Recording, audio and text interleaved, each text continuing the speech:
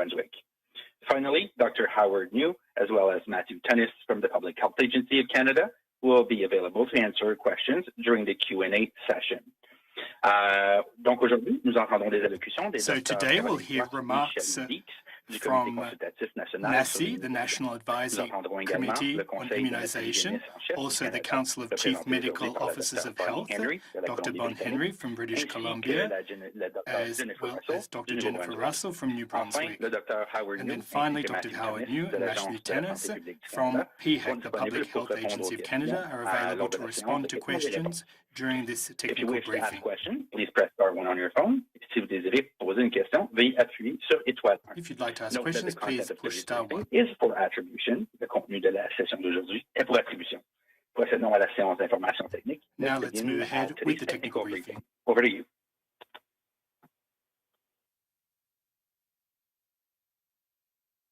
Okay, good morning, everybody. Dr. Quashtan and I would like to share with you today that the National Advisory Committee on Immunization, or NACI, released a full statement on its extended dose interval recommendation. The substance of the recommendation has not changed. However, the statement provides detailed evidence summaries and complete analyses that support the recommendation to extend the time between the first and second dose of COVID-19 vaccines for up to 4 months. Second doses should be offered as soon as possible after all eligible populations have been offered first doses, with priority given to those at highest risk of severe illness and death from COVID-19 disease. With Canada's expected vaccine supply, the interval between the first and second dose is expected to be less than 4 months. Extending COVID-19 vaccine dose intervals will optimize early vaccine rollout and population protection, and will enable more Canadians to receive their first dose more quickly. It will allow faster population level protection, offering protection to the individual in 3 ways: from their own vaccination, by vaccinating those around them, and possibly by decreasing spread of the virus in the community. NACI has also emphasized that jurisdictions, when determining the vaccine policy within provinces and territories, may choose to shorten the interval between the first and second dose in specific populations based on local epidemiology, local vaccine supply, public health considerations, and emerging data.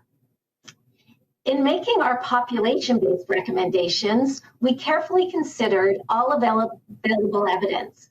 We looked at clinical trial evidence that demonstrates very good vaccine efficacy from the first dose.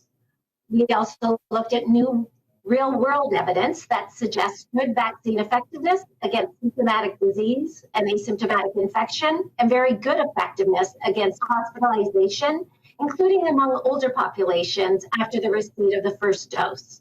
We also looked at mathematical modeling, which demonstrates that accelerating vaccine coverage by extending dose intervals would have substantial population benefits by reducing symptomatic disease, hospitalizations, and death, while there is limited vaccine supply.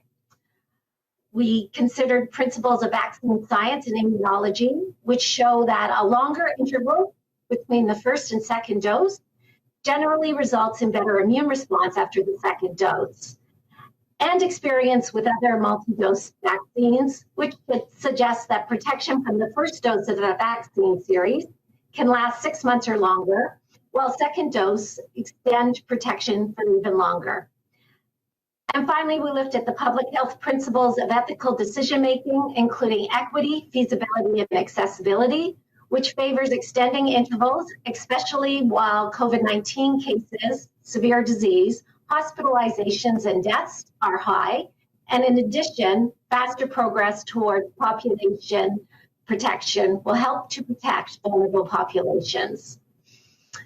NACI's expert opinion was also considered that within a global pandemic setting, reducing the risk of severe disease outcomes in the majority of the population and decreasing transmission in the community will have the greatest public health impact. More information will become available as vaccination programs continue to roll out in Canada and around the world. NACI will continue to closely monitor the evolving evidence on the effectiveness of an extended dose interval and will update our recommendations as needed. Thank you.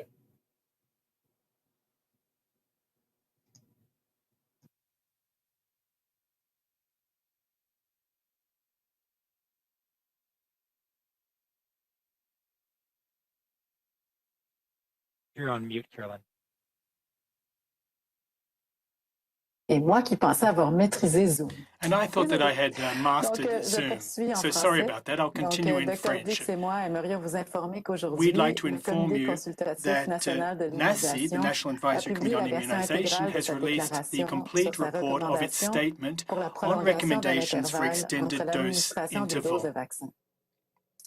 La nature de la recommandation n'a pas This changé. recommendation has not Mais la changed. déclaration résume les However, données probantes the et l'analyse declaration complète qui is appuie la based on recommandation de evidence prolonger jusqu'à which 4 mois supports the le recommendation to délai extend entre la up to 4 première et la months deuxième dose du the vaccin gap contre la between the first and COVID-19. second doses of the Une deuxième vaccine. dose devrait être A second offerte dose dès que should be possible, provided as soon une as fois que possible, toutes les populations once admissibles all auront eu eligible accès à une population première groups dose. have had access to La a priorité first étant dose. accordée aux personnes les plus The à priority risque de goes to maladies the graves et highest de risk décès individuals dus à la of serious COVID-19. illnesses or risk Compte of tenu de death due to l'approvisionnement COVID-19. prévu en vaccin au Given Canada, the l'intervalle slate entre la supply of première et la vaccine deuxième in dose Canada, devrait être the interval inférieur between à the 4 first mois. and second dose should be under L'allongement 4 entre les months. doses du vaccin COVID-19 Extending the dose permettra interval d'optimiser le will déploiement allow précoce du us vaccin to et la optimize protection de la the early population rollout of the et vaccine permettra à and davantage protect de the Canadiens de population recevoir and leur enable more première dose Canadians to plus get their rapidement. first dose more quickly. Ceci permettra une protection plus This will rapide au allow niveau de la for population, more quick offrant une protection of protection the population individuelle de as 3 well as façons. individual protection in Premièrement, 3 via ways. notre propre First, vaccination. by way of our own Deuxièmement, individual par la vaccination de vaccination. notre entourage. Second, Et by the troisièmement, vaccination of our éventuellement, loved en ones diminuant la and propagation du friends. virus And dans la third, communauté. by reducing the spread of the virus Le in the CCNI a community. également souligné que les NACI provinces et les also territoires, stressed lorsqu'ils that the déterminent leur provinces and politique de territories, when vaccination, they determine their peuvent choisir de vaccine raccourcir policies, l'intervalle can choose to posologique pour shorten certaines the populations vaccine en dose fonction interval de for certain l'épidémiologie populations régionale, based de on l'approvisionnement regional en vaccins dans leur région, epidemiology, des considérations de santé publique et des public health données disponibles. considerations, and all available data. En formulant ces recommandations dans un In making these contexte recommendations, populationnel, le CCNI a soigneusement NACI examiné has toutes les preuves carefully disponibles, reviewed plus all précisément evidence, les résultats d'essais specifically cliniques qui démontrent une très bonne results of efficacité du vaccin clinical dès la trials which première dose, demonstrate that the vaccine les is nouvelles highly données efficacious from d'utilisation the first suggérant une dose. bonne efficacité de And the terrain du data vaccin suggests that out contre in the la field, maladie the symptomatique vaccine et will protect against asymptomatique, both symptomatic ainsi and qu'une très bonne asymptomatic efficacité de virus, terrain ou as well réelle as contre efficaciousness on l'hospitalisation, the ground notamment chez les against populations plus âgées. hospitalization, especially Les données for ne démontrent pas actuellement une the perte senior de protection population. au cours de la There is a période loss suivie. of protection Une modélisation at mathématique some qui point, démontre but que based on l'accélération de la mathematical couverture vaccinale calculations, par la the prolongation des vaccine intervalles curve, by posologiques extending aura dose des avantages intervals, will have substantiels pour la substantial population benefits for the en Canadian réduisant les maladies population by symptomatiques, reducing les symptomatic hospitalisations illness, et les décès, alors hospitalizations, que l'offre de and vaccins deaths, demeure limitée. while the vaccine Les supply principes de remains la science limited. des vaccins et de Scientific and l'immunologie vaccine qui and montrent qu'un immunology intervalle principles demonstrate posologique that plus long extended dose entraîne généralement interval une meilleure réponse usually immunitaire leads après la to deuxième a dose. better immune L'expérience response after the acquise avec second d'autres dose. vaccins multidoses And qui suggère que la experience from protection other conférée multi-dose par la première vaccines dose d'une série de demonstrates that the vaccins protection peut from the durer 6 first mois ou dose plus can et last que for la 6 deuxième months dose or prolonge more, la and the second protection dose further davantage. extends Les protection. principes de santé publique sur la prise de Public health décision éthique, principles on notamment ethical l'équité, decision la making, faisabilité et equity, l'accessibilité, fairness, feasibility, lesquels and favorisent la accessibility, prolongation des which intervalles, promote d'autant extended plus que dose les cas de intervals, COVID-19, as les well maladies as graves, reduced cases les of COVID-19, hospitalisations et les serious décès illness, sont élevés. hospitalizations, and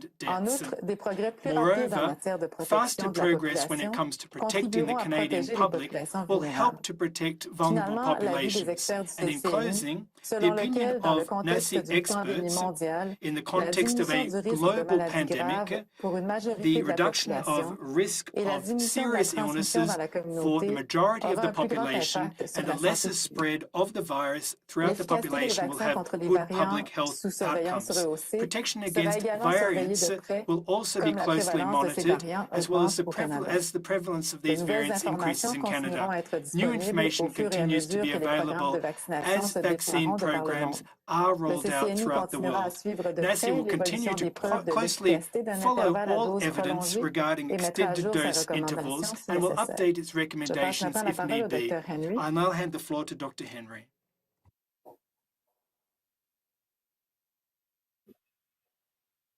Thank you, and good morning. I'm Dr. Bonnie Henry, British Columbia's Provincial Health Officer, and I'm here with my colleague, Dr. Jennifer Russell, who's the Chief Medical Officer of Health in New Brunswick. And we are here today on behalf of the Council of Chief Medical Officers of Healthcare in Canada, which I am privileged right now to chair. I'm also very grateful to be speaking to you from the traditional territories of the Squamish, Musqueam, and Tsleil-Waututh First Nations here in Vancouver. The Council of Chief Medical Officers of Health, also affectionately referred to as CCMOH, provides direction and health advice and recommendations around effective public health practice across Canada, while each of us respecting the unique circumstances in our own province and territory. As part of the COVID-19 response, we are committed to implementing an approach to COVID-19 vaccination that brings the greatest benefit to all of our populations. The rapid development of safe and effective COVID-19 vaccines has provided an incredible and important opportunity to protect ourselves, our families, and our communities against COVID-19, particularly hospitalization and severe outcomes. We all want to return to a sense of normalcy, and it is vaccines that are our most important tool to helping us get this. The goal of our COVID-19 immunization response is to enable as many people as possible to be immunized as quickly as possible with safe and effective vaccines, while ensuring that those at highest risk are prioritized. This strategy will contribute to our overall pandemic response goals of minimizing serious illness and death at the same time as minimizing societal disruption. We are doing this by acting on evidence and public health principles and collaborating across all of our jurisdictions, as well as with our First Nations, Inuits, and Métis partners. With the increasing supply of the approved vaccines that are safe and effective against COVID-19, we are now well equipped to scale up vaccination and maximize protection of everybody in Canada faster. We are doing this first by vaccinating populations at highest risk of severe health outcomes and of COVID-19 exposure, and ensuring access to vaccines for adults and communities that have been disproportionately affected by COVID-19 because of social and economic inequities. As we accelerate vaccination across Canada, we continue to be guided by the expert advice of both provincial immunization committees and, importantly, NACI, the National Advisory Committee on Immunization. As Chief Medical Officers of Health, we welcome and support NACI's recommendation to extend the timing of the second dose of COVID-19 vaccine up to 4 months from after the first. Provinces and territories may be able to shorten this time, depending on their own specific population, based on their own epidemiology, vaccine supply, and vaccine delivery mechanisms. As we know, things are slightly different in each province, and particularly in our territories. Having as many eligible individuals as possible receive an effective first dose means that we can provide a high level of protection to more people more quickly, saving lives and reducing illness. This critical first dose will lead to reduced transmission in the community and protect those who do not develop a strong response themselves individually. Once this is achieved, specific populations will be prioritized to receive their second dose as soon as possible. We want to be clear that receiving a second vaccine dose as soon as supplies allow within that recommended interval is important and remains essential to achieving optimal protection from the 2-dose vaccines that we have available right now in Canada. The current and upcoming increases in vaccine supply, along with this extended dose interval, is going to support the rapid expansion and already has of vaccination across Canada. We are well positioned to have enough vaccines for everybody to have both doses by September, and we will continue to rigorously evaluate any vaccine safety signals relative to the risks that we see every day now in COVID-19, and we will take action as we need to following that evidence. We are learning more every day with the rapid pace of new science, but there is still a lot we do not yet know. If vaccinated individuals can carry and spread the virus to others without knowing it, how long vaccines protect us for, if current vaccines work against all of the variants of concern, and of course, we don't yet know when children can be effectively vaccinated.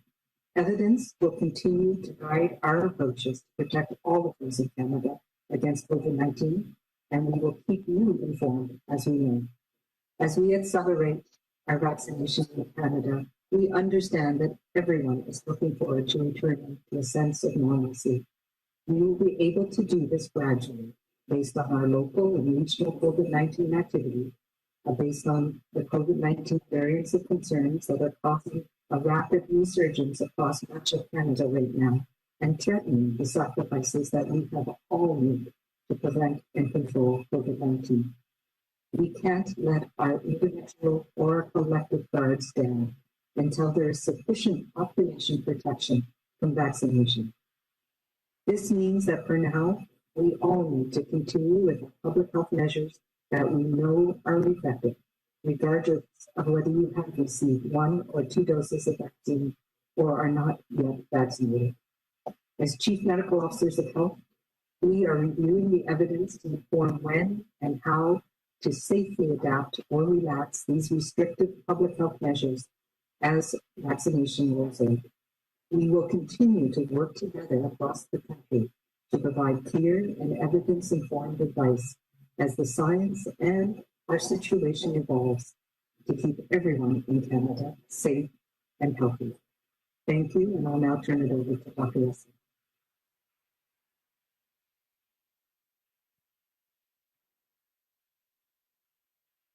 Jennifer, you might be on mute.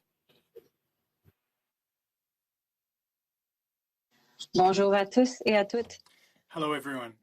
Je suis le Dr. Jennifer Russell, médecin hygiéniste en chef du Nouveau-Brunswick. Je suis accompagnée par ma collègue Dr. Bonnie Henry, médecin hygiéniste provincial de la Colombie-Britannique. Nous sommes ici au nom du Conseil des médecins hygiénistes en chef du Canada. Le Conseil des médecins hygiénistes en chef offre une orientation des conseils et des recommandations pour faire progresser la pratique de la santé publique à l'échelle du Canada, tout en respectant les circonstances uniques des provinces et des territoires. Dans le cadre de la réponse à la COVID-19, les médecins hygiénistes en chef du Canada sont déterminés à mettre en œuvre une approche du Canada, une approche de vaccination qui offre le plus grand avantage à nos populations respectives. La mise au point de vaccins contre la COVID-19 nous a donné une nouvelle occasion de nous protéger individuellement ainsi que de protéger nos familles et nos collectivités contre les effets graves de la maladie. Nous voulons tous retrouver un sentiment de normalité et les vaccins nous aideront à y arriver. L'objectif de la campagne de vaccination du Canada contre la COVID-19 est de permettre au plus grand nombre possible de personnes d'être vaccinées le plus rapidement possible avec des vaccins sûrs et efficaces, tout en veillant à ce que les populations à risque élevé soient traitées en priorité. Cette stratégie contribuera à nos objectifs généraux de l'intervention contre la pandémie, soit de réduire au minimum le nombre de cas de maladies graves et de décès, tout en minimisant les perturbations sociales. Nous travaillons dans ce but en prenant des mesures fondées sur des données probantes et sur le principe de santé publique. Nous travaillons de concert avec l'ensemble des administrations ainsi qu'avec les partenaires des Premières Nations, des Inuits et de la nation métisse. Grâce à un approvisionnement accru en vaccins approuvés, sûrs et efficaces pour prévenir la COVID-19 symptomatique, nous sommes maintenant bien outillés pour accélérer la vaccination et pour maximiser plus rapidement la protection d'un plus grand nombre de personnes au Canada. Nous vaccinons d'abord les populations les plus susceptibles d'être exposées à la COVID-19 et d'en subir des séquelles sévères. Nous travaillons également pour assurer l'accès aux vaccins contre la COVID-19 pour des adultes qui font partie de communautés touchées de manière disproportionnée par la COVID-19 en raison d'inéquité sociale et économique. Au fur et à mesure que la vaccination accélère à l'échelle du Canada, nous demeurons guidés par les avis d'experts des comités d'immunisation provinciaux et du Comité consultatif national de l'immunisation, CCNI. À titre de médecin hygiéniste en chef, nous remercions le CCNI et appuyons sa recommandation d'allonger l'intervalle entre les deux doses de vaccin jusqu'à 4 mois. Les provinces et territoires pourraient choisir d'écourter le délai entre la première et la deuxième dose d'une série de 2 doses de vaccin contre la COVID-19 pour des populations particulières en fonction de l'épidémie locale, de l'approvisionnement en vaccins et des mécanismes de livraison en vaccins.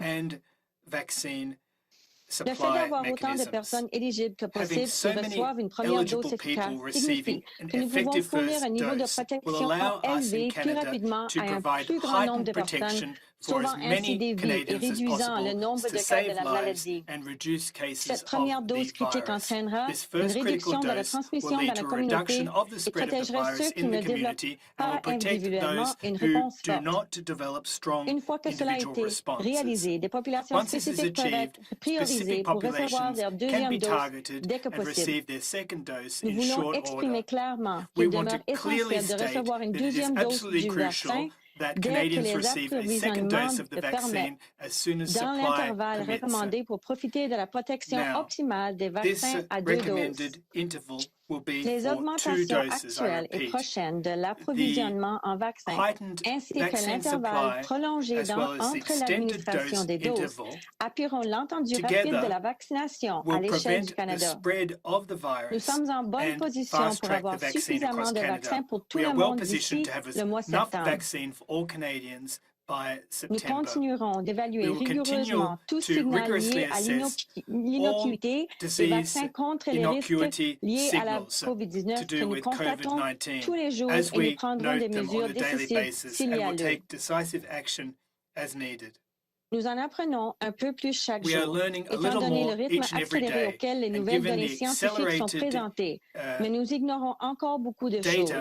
Les personnes vaccinées peuvent-elles être porteuses du virus et le transmettre à d'autres à leur insu? Pendant combien de temps les vaccins nous protègent-ils? Les vaccins mis au point sont-ils efficaces contre tous les variants qui suscitent des inquiétudes? Quand les enfants pourront-ils se faire vacciner? Les données probantes continueront de guider nos approches afin de protéger tous les individus au Canada contre la COVID-19 et nous vous tiendrons informés au fur et à mesure que nous en apprenons davantage. La vaccination s'accélère au Canada et nous sommes conscients du désir de tous de retrouver une certaine normalité. Nous pourrons le faire graduellement en fonction de l'activité de la COVID-19 aux échelles locales et régionales. Des variants inquiétants de la COVID-19 entraînent une résurgence rapide au Canada et mettent en péril les sacrifices que nous avons faits pour prévenir et pour contrôler la maladie. Nous ne pouvons pas baisser notre garde individuelle et collective jusqu'à qu'une proportion suffisante de la population soit protégée par la vaccination. C'est pourquoi, pour le moment, tous doivent continuer de mettre en application les mesures de santé publique que nous savons être efficaces. Ceci s'applique que vous ayez reçu une dose, 2 doses de vaccin ou si vous n'êtes pas encore vacciné. En tant que médecin hygiéniste en chef, nous examinons les données probantes qui nous indiqueront quand et comment nous pourrons adapter ou assouplir les mesures de santé publique en toute sécurité dans le contexte de nos campagnes in safety as part of our vaccine rollout Nous campaign. poursuivrons notre We are collaboration afin continuing de présenter our des conseils collaborative clairs et approach fondés to sur des provide données clear and probantes au fur et à evidence-informed mesure que la advice science et la as situation science évoluent evolves pour garder and the tous les individus au Canada en evolves. santé et We en want to keep sécurité. all Canadians in Merci. good health and in safety. Thank you. Thank you very much. We will now open the phone line to questions. Please identify yourself and include the media outlet that you are representing. We'll be taking questions in both official languages. We ask that you limit yourself to one question and one follow-up. Donc, veuillez vous nommer, nous dire quels médias vous représentez. Nous vous demandons aussi de vous limiter à une question et seulement une question suivie. Vous pouvez poser vos questions dans l'une des deux langues officielles. Et nous aimerions vous rappeler que le briefing technique aujourd'hui est pour attribution. Donc, we'll start the question period. Operator, over to you. Thank you. Merci. Please press star one at this time if you have a question. Veuillez appuyer sur l'étoile maintenant si vous avez une question. Our first question is from Mia Robson from the Canadian Press. Please go ahead. À vous la parole. Yes, good morning. My first question is about the news out of Europe today regarding the AstraZeneca vaccine, and they believe there is now a link to rare blood clots. Just wondering if this news will have any impact on NACI's recommendations in Canada, and if so, what?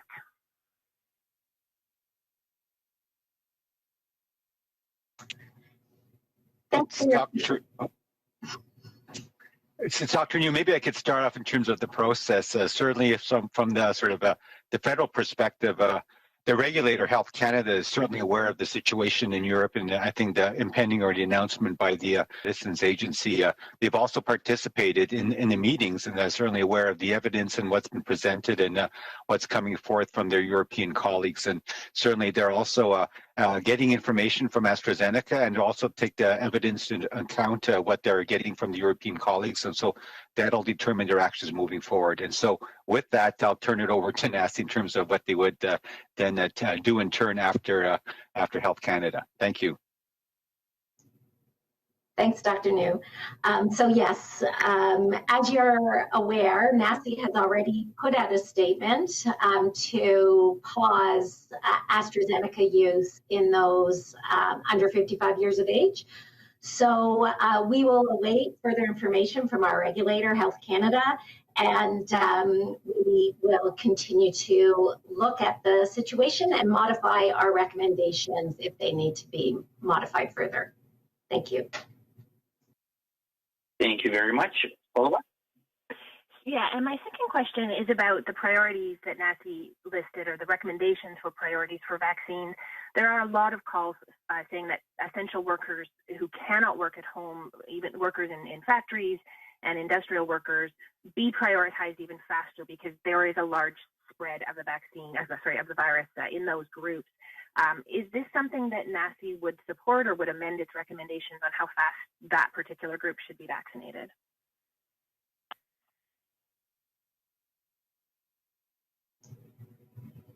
So I'm happy to take this and then maybe turn it over to one of the CMOHs for a jurisdictional perspective.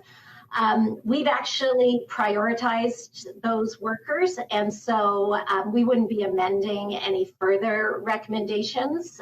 Actually, the extended dose interval enables those workers to get vaccinated sooner than they would have, at least with the first dose, using the authorized interval. Sure, and I'm happy to talk first.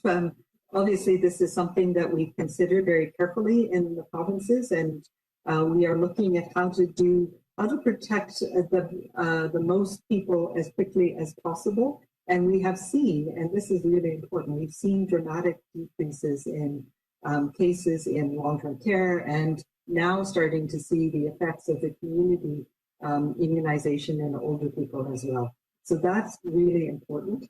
We in BC have always had a second stream that we've targeted towards workers, and we've been working on that with the AstraZeneca vaccine. We're being much more flexible and giving you the ability to go out to workplaces more effectively. That has, of course, been suspended in people under age 55. So that has been a little bit of a wrinkle in that. So we are looking at how we can best target people who cannot work from home. And I know my colleagues across the country are having these same conversations and how to do that with the vaccines that we have, recognizing that we are now also protecting a large group of people in the community. So all of the age-based program does have an effect as well on preventing transmission and preventing hospitalizations. So it is a balancing act and it's a challenging one. We have, all of us, been targeting workplaces that have had outbreaks, and I know we've been quite successful out here in getting food processing and farm workers and others immunized in the program so far, and we will be continuing to do that, and we'll be waiting for other vaccines to become available. And one of the things that we are hopeful for and are hearing might come soon is the Johnson & Johnson vaccine, which again gives us more flexibility.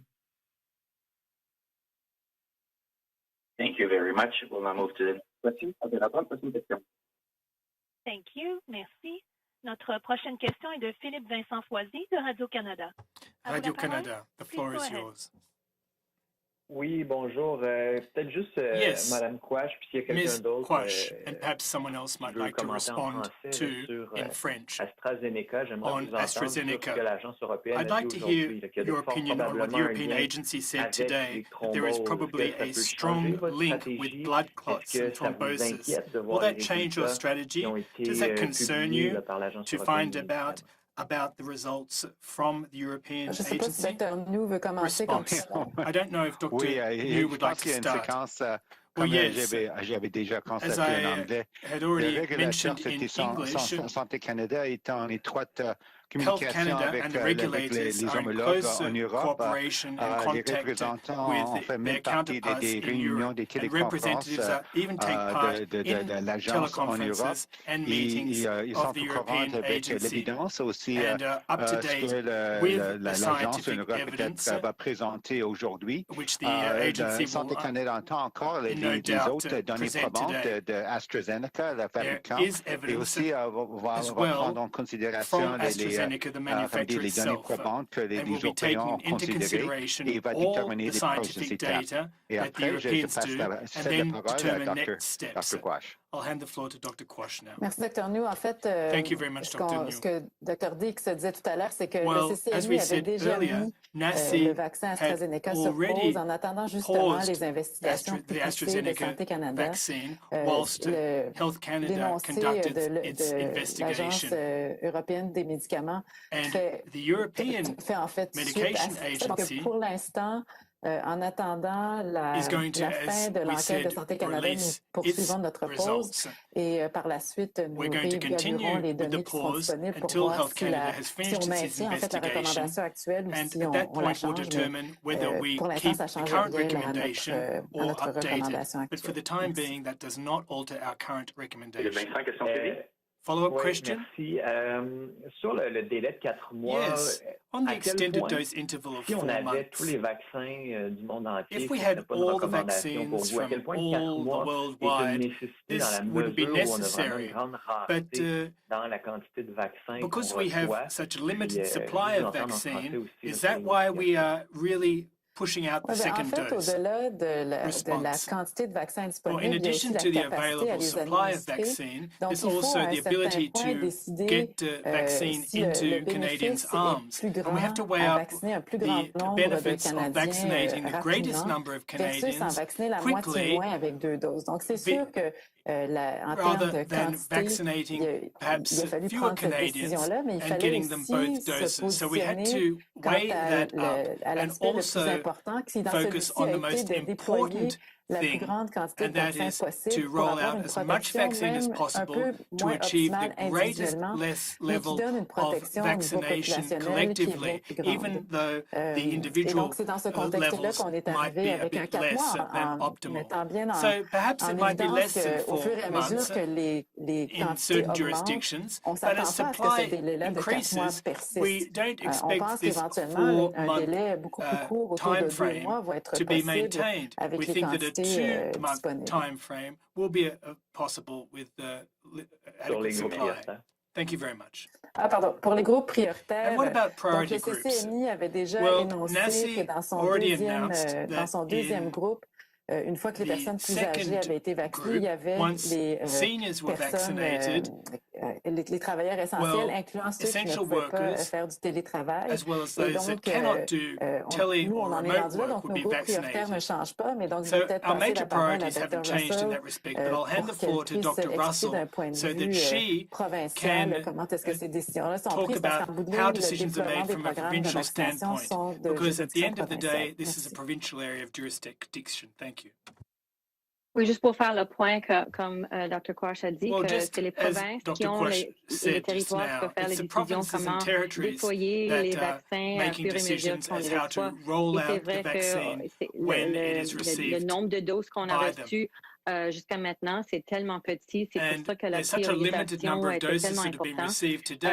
Ici, au Nouveau-Brunswick, on est unique parce qu'on a des nombres de cas très bas à ce moment-ci, mais quand même, c'est une province avec beaucoup d'endroits ruraux, alors c'est important de faire certain qu'en termes d'équité, que toute la province peut recevoir des doses basées sur les âges, qu'on sait qu'il y a un risque élevé, et aussi les travailleurs de santé et d'autres types de travailleurs qui ont un risque élevé à ce moment-ci.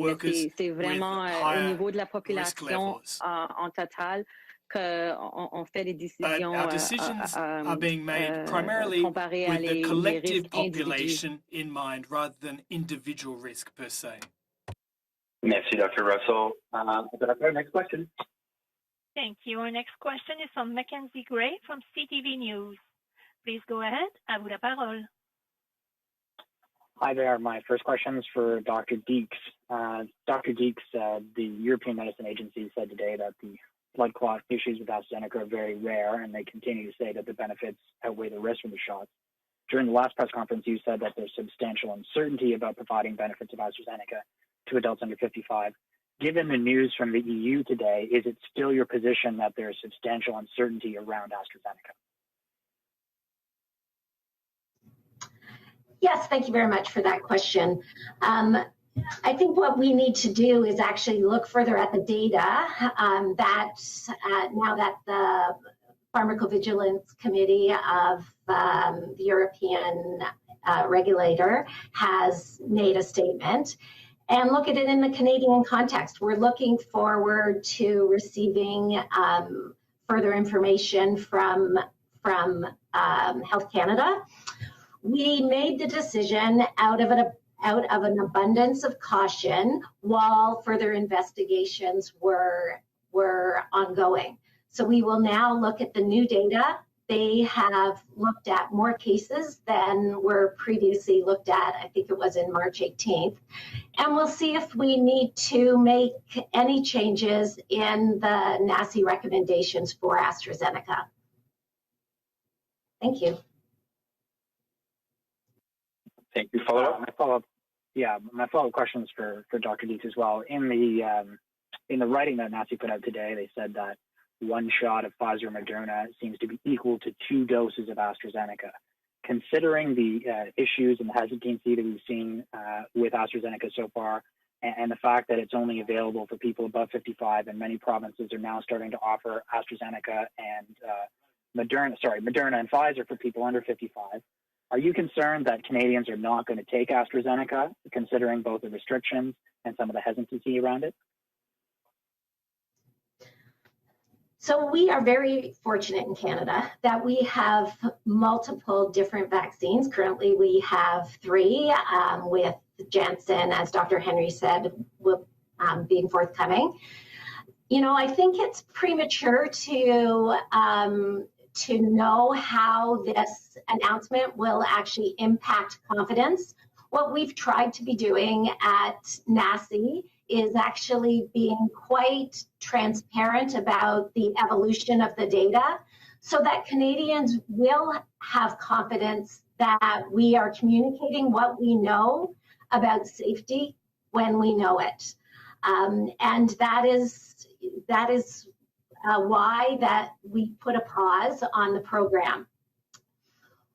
You know, we have been criticized for changing recommendations, and you know, the vaccine rollout has actually been quite confusing in terms of data becoming available as vaccines are being used in the real world settings.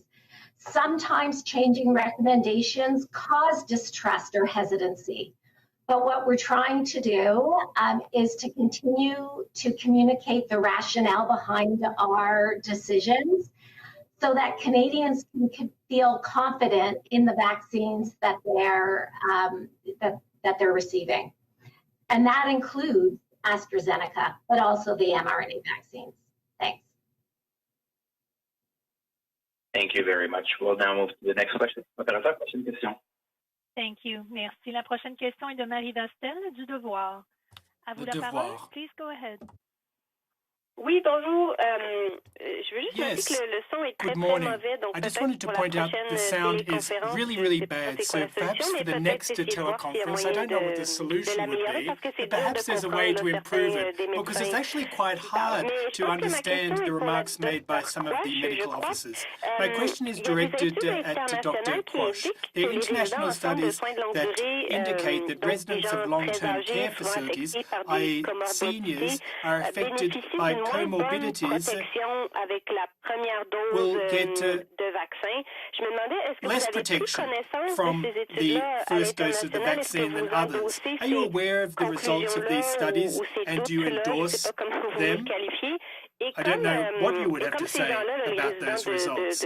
And given that the residents of long-term care facilities are quite numerous, should they be given a second dose as soon as possible and reduce the interval so that they can have maximum protection response? Thank you very much for your question, and I do hope that you can hear me.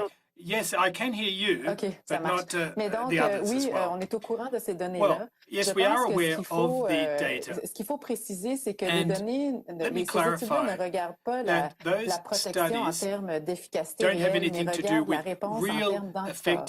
Donc, ce qu'on voit, c'est qu'effectivement, les personnes plus âgées, qu'elles soient en CHSLD ou juste plus âgées, ont une réponse en anticorps moins élevée qu'une personne plus jeune en bonne santé. Ça, c'est clair, on le voit. Par contre, là, il y a un élément qui est difficile à saisir, c'est qu'on n'a pas de corrélation de protection présentement. Ce que ça veut dire, c'est que c'est pas à partir d'un certain seuil qu'on sait qu'on est protégé.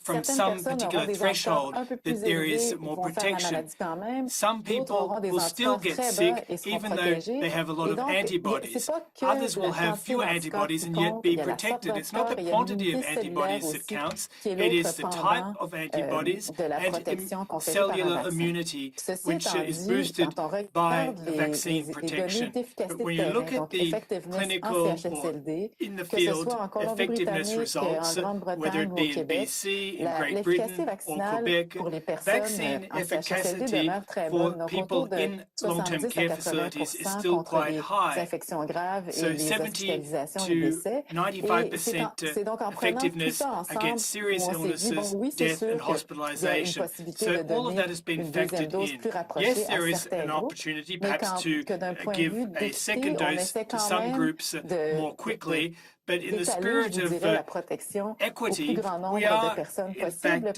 trying to get as many Canadians vaccinated as possible, because often it is young people that have complications because of COVID. And yet there seem to be fewer and fewer outbreaks in long-term care facilities. And when they are outbreaks, well, sometimes the individuals just have a slight cold and they're not needing hospitalization. Now, all of that said, I guess at the end of the day, it's up to the provinces, given that this is a provincial area of jurisdiction, and the provinces and territories can modulate their approach in line with the quantity of vaccine that they receive, but they may indeed decide to provide second doses to seniors more quickly than those 4 months. But the results out in the field, clinically speaking, are very promising, and I think that those folks in long-term care facilities will get their second doses within that time frame. Follow-up question. Well, it would seem that the Council of Chief Medical Officers is not recommending any change in the approach. Correct me if I'm wrong, but on the matter of AstraZeneca, you said that you're going to assess the new data and the studies that have been conducted by Health Canada.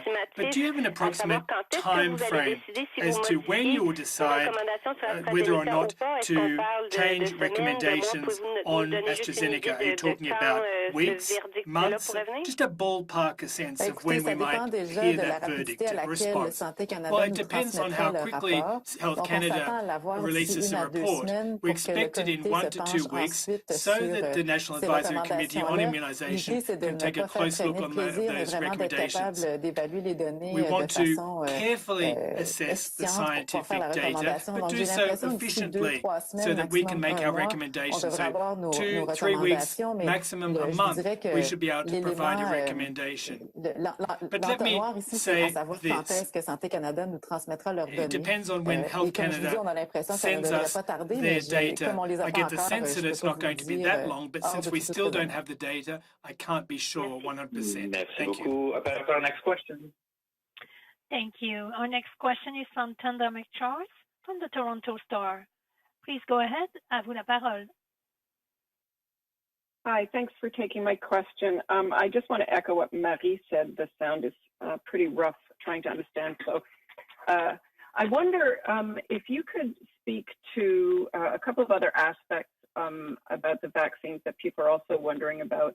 Where are you at, and perhaps this is for Dr. Quash or maybe Dr. Henry, where are you at in considering the idea of mixing and matching different vaccines for the first and second dose? In other words, if we get more of one than another, and it's possible to give people a second dose earlier, do you recommend at this stage, or do you think can you foresee recommending the mixing and matching strategy? Yeah, so thank you for your question. It's Carolyn Quash. So at this point in time, we are not recommending a mix and match schedule. We are awaiting, however, data from the UK where the AstraZeneca and Pfizer vaccine are being studied as a mixed schedule. We are expecting data in the month of June. In the meantime, what NACI has recommended is that if you start with an mRNA vaccine, and for some reason, either you don't remember which one it was or you're running out of that vaccine, we can use the same platform vaccine, but trying to stay within the same vaccine. But at this point in time, to do AstraZeneca and then switching to mRNA is in the works, but we haven't made that recommendation yet. Thank you. Yeah, and I can just add to that.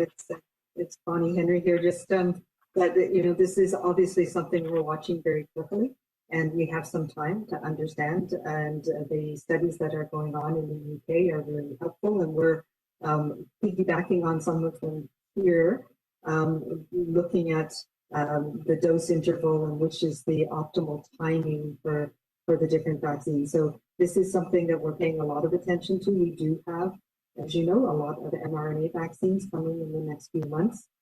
So the possibilities of boosting and understanding how we can modify the vaccines to address variants if need be is also something that we're watching very carefully.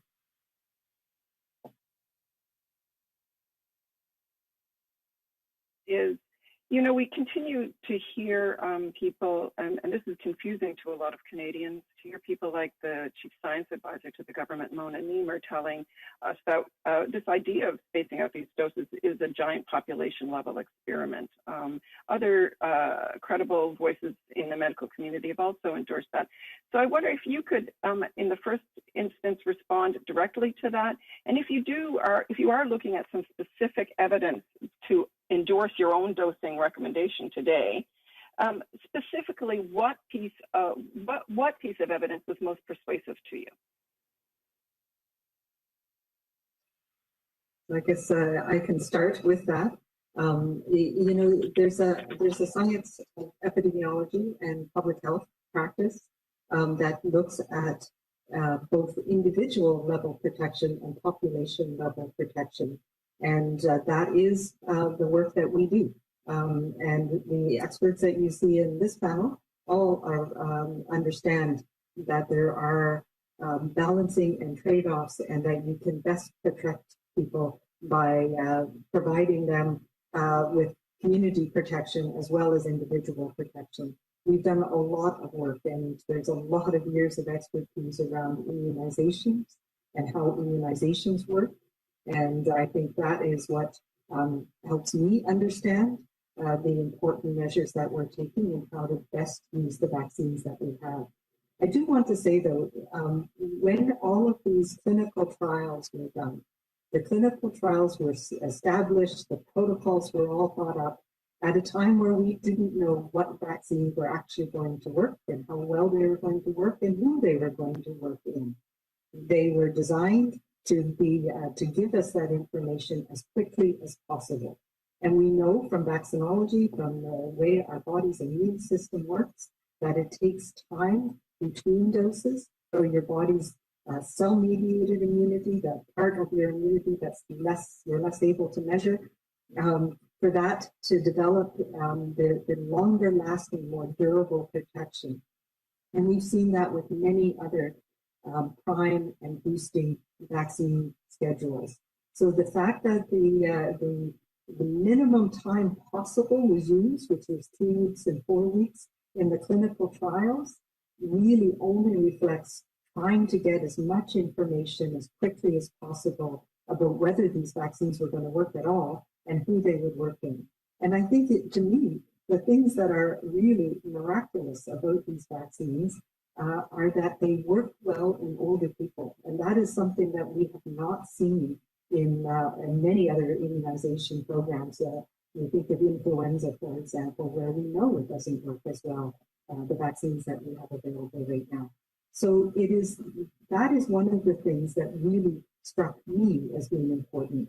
We also learned that we have really good protection, even in elderly people, that lasts for a long period of time. And this goes to the other important thing that we have, that we do in public health, which is monitoring every single dose of vaccine and following people and linking that information to see if people get infected.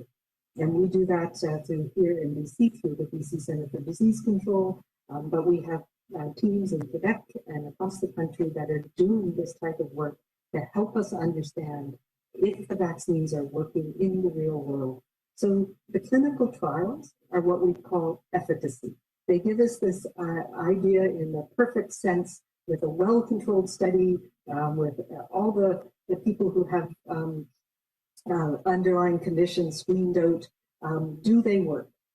And then effectiveness is how well do they actually work in the real world? And that's what we're learning. We're learning from the UK, we're learning from other countries that have gone before us, and we're learning from the day-to-day monitoring of every single dose of vaccine in Canada. So that real-world effectiveness, when we started to see the dramatic drop-off in infections in long-term care, and that elderly people in long-term care were protected really well after their first dose, that was the most important thing that I saw, and we're continuing to monitor that and see that long-lasting protection after the single dose continues. We were just looking at some of that data. I know it's been shared with Nancy in some of the deliberations around this. So these are the types of decisions that we need to make on a daily basis, getting through this crisis. So we also look at modeling. We look at the fact that the high protection, is 80% with a single dose. So getting that up to maybe 90% in an individual, as opposed to having two people with 80% protection, is one of the sort of simplest ways of thinking about it. But on a population basis, and we see that in the UK, as soon as you get a level of immunization in the population your transmission rates go down dramatically. So right now, we're seeing the protection from severe illness in older people in our community. And as we get more and more vaccine out there, we expect to see what they've seen in places like the UK, where the infections drop off again. So that is the sole goal of us trying to protect the population. And when we see decreasing rates of transmission, it protects us as an individual as well. So the best protection we have for everybody is to get as many people protected as quickly as possible. Thank you. Thank you. Operator, next question. Thank you. Our next question is from Mike Lecouteur from Global News. Please go ahead. À vous la parole. Good morning. Thank you for taking our questions. I'm not sure who to address this to, but correct me if I'm wrong. Is Canada still the only country using the 4-month delay in between vaccines? And with the government boasting about the flood of vaccines coming into the country, why aren't we looking at moving into a shorter spacing between the doses? So thanks for your question. I can start. A number of countries are using extended intervals. A number are using 3-month intervals. I think Canada might be the only one using a 4-month interval. But as we've emphasized previously, what the recommendation is delay between the first and second dose of up to 4 months. What we are expecting to see as the provinces and territories efficiently roll out the programs is that period of time actually can decrease as more and more people are getting vaccinated. And I know a number of jurisdictions are already under discussion about decreasing the interval based on where they are in the delivery of the program. Thanks. Can I add to that just one little thing, in that we know from many other vaccine programs that actually a longer interval gives you longer lasting protection. So we still don't have the perfect answer yet. It will be, hopefully we'll be able to get people second doses sooner than 4 months, but it may turn out that the optimal dosing is actually 5 months or 6 months. 6 months is being one that we've seen with others. Because we're thinking now the pandemic hopefully will be over once we start getting most people immunized, but COVID will still be with us, and we need to understand how long the protection will last for next respiratory season. And we don't have those answers yet. This is all science in action. We're learning as we go. So it may turn out that the optimal dosing that we'll discover over the next 6 months, next year or 2 years, is a bit longer than 4 months. But right now, we know that with the modeling, the doses that we have available, and the epidemic we're seeing in our communities, that we may need to extend out to 4 months for some people. Thank you. A follow-up? Yeah, so just as a follow-up, earlier in the press conference, you said that the interval should be shorter. So I wanted to know how much shorter, and also if most adults are expected to get their first dose by mid-June, when can people reasonably expect their second dose by? So in terms of the interval being shorter, what I meant by that, if that was me that you're referring to who said that, was that the first priority is actually getting first dose into arms. After first doses are in arms, then second doses can start. So depending on where provinces and territories are in their vaccine rollout, they will be delivering second doses prior to the 4-month interval. There is no kind of magic time point at 4 months or 3 months. As Dr. Henry mentioned, oftentimes we have longer delays, and we have a more primed immune system, so a higher boost at the 6-month period. But right now, the effort and energy is getting first dose in as many arms as quickly as possible to protect as many people as possible, especially given the ongoing transmission in a number of jurisdictions.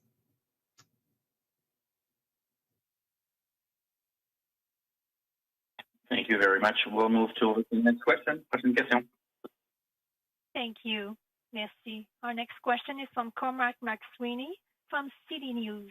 Please go ahead, à vous la parole. Sorry, I was on mute there. Just wanted to ask about some of the criticisms a month ago when you first introduced this recommendation of 4 months. A number of immunologists and researchers came out and said that this could be a risky gamble. They were concerned that a 4-month gap could, just some of the issues that they had, could potentially create a new variant because it allows more time without full protection for the virus to mutate. Also, the option that possibly there could be needed for booster shots later in the year if there isn't proper protection or following the proper guidelines from these pharmaceutical companies. In your research and the real-world evidence that you looked at, did it specifically address the issue of variants and booster shots? What did you find, and what do you believe the risks are of those two issues? Yeah, I may take this one. I think if you've looked at the paper that was just published in Nature last week, where a virologist with a mathematical modeler have looked at the risk of creating variants in people who are vaccinated with 1 dose and spreading that protection in more people in the population, the risk is actually not seen. If it's there, it's less than the risk of not vaccinating more people with 1 dose. What we know in terms of transmission and variants is that the more the virus transmits itself, the more it replicates, the more likely it is to create a variant of concern eventually. And so the goal here is really to give that protection to as many people as possible. I think that, the questions that were raised were good questions. They were theoretical questions, but it's not something that has been seen in the virology world. Even if you were to look at influenza, for which we vaccinate every year with a protection, even after the dose of 40 to 50%, we're far from the 80% we're talking about here. We're not seeing emergence of variants in the population that is vaccinated. Variants come because they emerge naturally, because we don't know why and how, but those viruses have a tendency to make mistakes as they copy. And if that mistake is actually beneficial from their survival perspective, then they'll keep that error. But it's not because you're vaccinated that you're at increased risk of seeing that error. Now, that is one item. Your other question was about need for boosters. If we wait too long for to give our second dose, I think Dr. Henry has spoken to this already. What we know from immunology and vaccinology is that within even a year time, you have memory cells that are going to be able to produce antibodies again.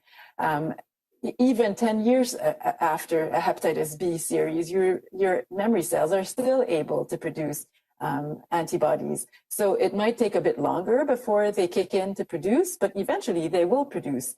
And so I think we need to take into account all the knowledge that we have from prior our prior knowledge from immunology, and not just think that with this virus, everything is going to be different, although some things have been different, but not everything. So it's really based on those prior knowledge that we made our recommendations. Thank you. Thank you. As a follow-up, I'm just seeking some clarity on something my colleague Mike had asked a little bit earlier. But I believe I heard in French, and I can't remember which expert it was that mentioned it, that you were looking at potentially moving it when vaccine supplies are plentiful, that the gap between the doses could move from 4 months to 2 months. And then in English, you were less clear about that. So if you could just clarify, are you expecting to move it down to 2 months at some point, or is that not accurate? So it was me in French, and I'll say it again in English. So what we're expecting in terms of supplies is that as as supplies roll in and we have enough, that interval will decrease. Our estimate is that eventually we will be able to go, close to 2.5 months or 2 months interval between doses, but that really will depend on how many doses come in. But in terms of what is coming, it's what we're expecting to see happen. But again, that is under the jurisdictions of the provinces and territories. And I think you'd have to ask them, how they see this rollout play out. But, in terms of supplies expected, it will eventually be possible to shorten that interval. Thank you. Thank you. As time is flying, we have time for one last question. One more question. Operator, over to you. Thank you. Our last question is from Jamie Pachagusco from APTN. Please go ahead. À vous la parole. Hi. Yeah, sorry, I was on mute also. Just back to my colleague's question about boosters. Today, you guys mentioned that the first dose is effective up to 6 months, and the second dose even longer. Do we know how long that is for the second dose and when we will require boosters? So that's a good question. Moderna just issued a press release to say that 6 months after their second dose, they were still able to find antibodies and even neutralizing antibodies. So there seems to be a protection that lasts at least 6 months' time.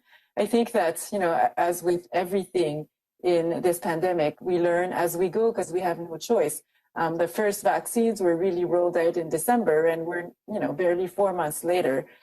From the clinical trials, the only thing we can do is, take those people who were vaccinated at first and see if we're still able to detect antibodies in them. Remembering, as what I said before, is that antibodies is not the end all and be all. You also have cell-mediated immunity. You have, some neutralizing antibodies that might not be detectable but are still there. So with a big caveat, there seems to still be protection, well, at least antibodies 6 months after the second dose for Moderna. But that's about all we have for now. And so it's the ongoing surveillance of the vaccine effectiveness in real world as exposure continues that will allow us to know how long we're protected against COVID. Thank you. The only thing to add to that is that this is not unusual for other vaccine programs. Often when we implement a vaccine program, if we think of HPV vaccine, for example, we didn't know how long the vaccine was going to protect against. So the clinical trials are often ahead of where the vaccine program rollout is. And we continue to monitor those clinical trials as well as real world effectiveness and then adjust recommendations accordingly. For HPV, we know now that you, at this point in time, had to do the reverse. Originally, we thought you only needed 1 dose of MMR vaccine for protection against mumps. Now, you need 2 or sometimes even 3, depending on the situation. So although we are learning in COVID, it's not unusual for us in the immunization world to adjust programs as the vaccines become more in use in populations because we learn more as we go. Thanks. Thank you, Doctor. Follow-up? Yeah. This has to do with the younger age groups. Now, it's said that the new variants are affecting younger age groups more severely. With people in long-term care homes, effectiveness appears to be good, along with the elderly. Would it make sense to prioritize younger ages, maybe even 16 plus, because there are spreads in schools?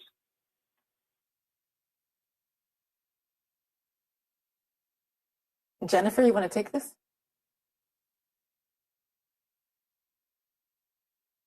Well, again, we do go by NACI recommendations at the province and territorial level based on our own epidemiology. So I know that across the country in different provinces, they do have different ways of approaching that, including teachers getting vaccinated. Here in our province, we're looking at getting all of our teachers vaccinated very shortly.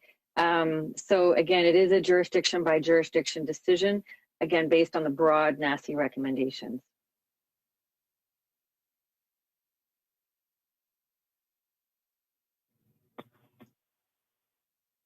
Thank you very much. That will be all for today's technical briefing. That will conclude today's technical briefing. Merci beaucoup et passez une excellente journée. Au revoir. Thank you. Merci. The conference has now ended. Please disconnect.